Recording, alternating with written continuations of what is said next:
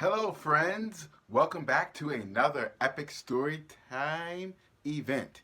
I can't wait to get started on our newest story, A Midsummer Night's Dream by William Shakespeare. Might have heard of him before.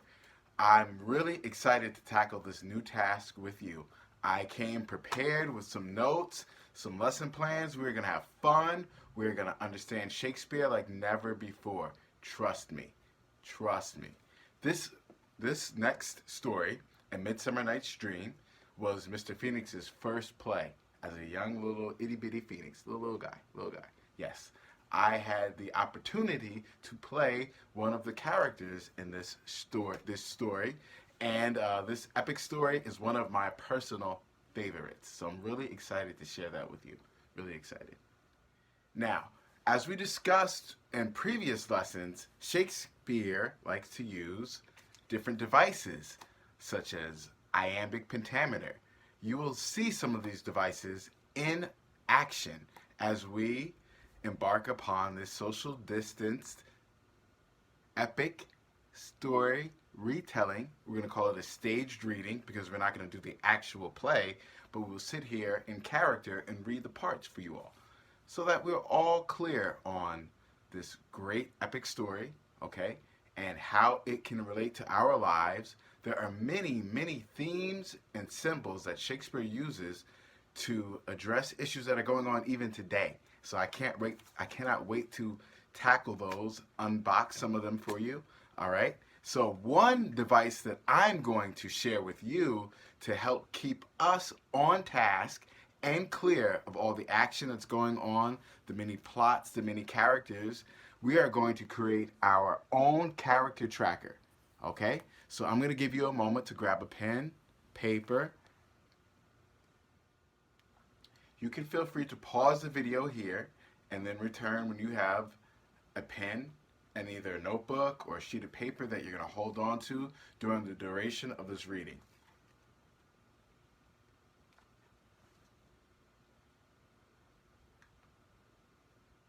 Are we all set? Excellent, excellent, excellent. Now, as your favorite teacher ever, I'm going to do my best, my bestest to help keep this lesson as interesting and fun and informative as possible, okay? So I'm going to use multiple mediums, multiple devices to help keep this story clear, all right? Now just bear with me because Shakespeare is not very simple to just dive into, okay? So I'm going to use some technology to help identify some of the different characters, parts that I'm reading for, but we are going to create our own character tracker. Now the way we're going to go about this is we're going to organize the characters in the play together. So I have already started on this. I grabbed the list of characters. Guys,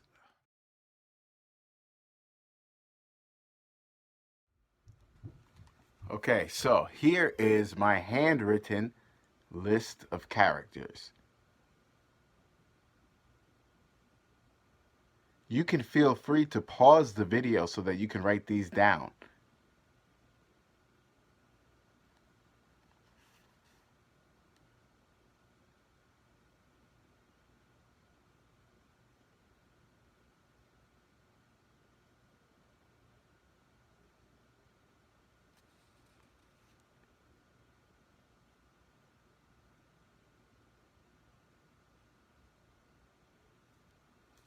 All right, I'm also going to take a second to read them off to you.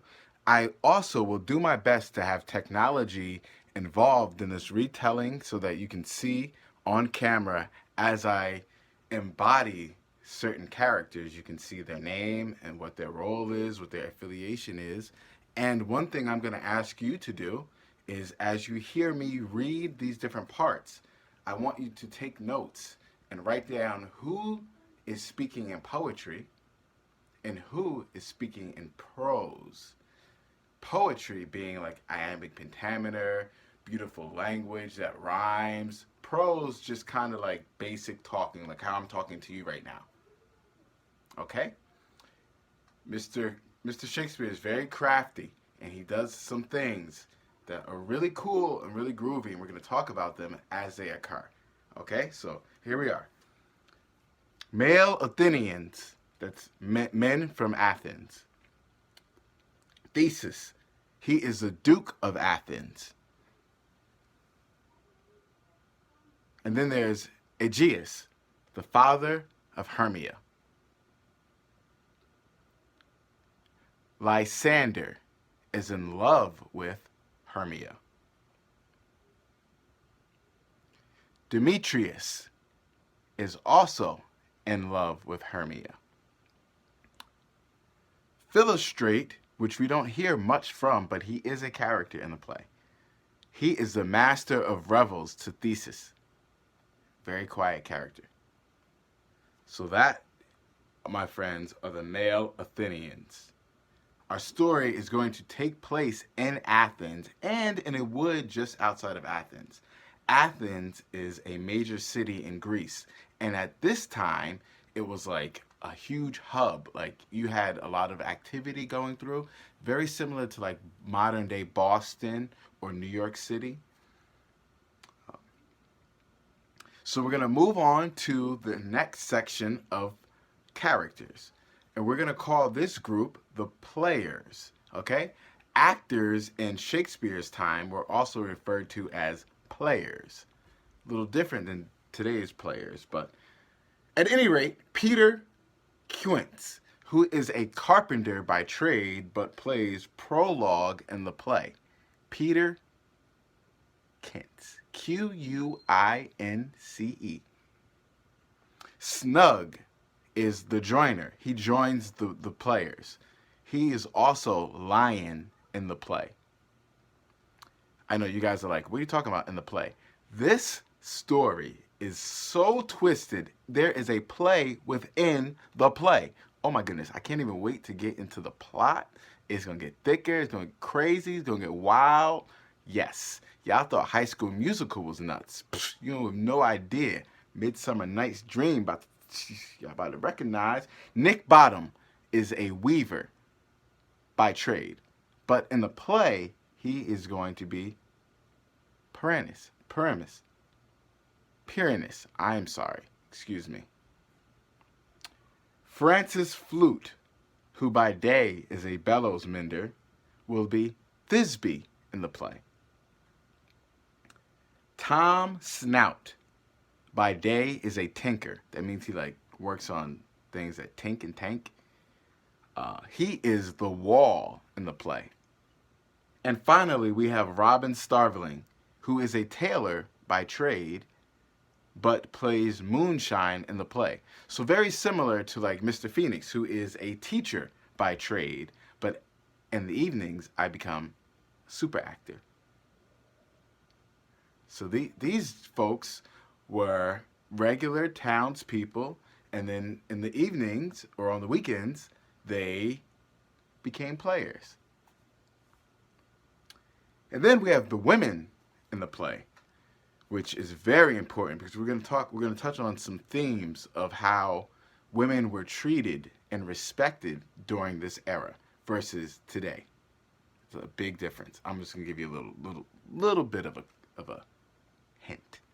But the women in this play are Hippolyta, who is the queen of the Amazons, who becomes betrothed to Theseus. Some of these words be tricking Mr. Phoenix up. And we're going to take some time to go over the verbiage and language in this play, because there are going to be some words that we may not understand for various reasons, but we're going to take some time to unpack their meaning. So we've got Hippolyta, the queen of the Amazons, Hermia, who is the daughter to Aegeus, and is in love with Lysander. And finally, we will have Helena, who is in love with Demetrius. Remember that. That's why we're writing all of this down. We need to keep this tracker. I'm going to tell you right now, this plot is going to flip-flop and change and go so many different ways, and it's quick and there are a lot of characters, so the best thing we can do for ourselves is to set ourselves up for success and properly map these characters.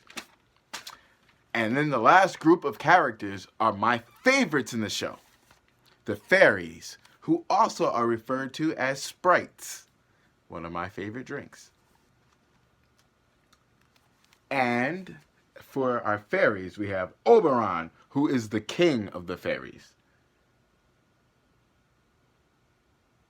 Titania, queen of the fairies. Puck, also known as Robin Goodfellow, who is Oberon's right-hand fairy. We come to Peace Blossom, Cobweb, Moth, and Mustard Seed. All are fairies. So when you've completed that chart, I'm going to ask you to place it down in front of you, keep it nearby,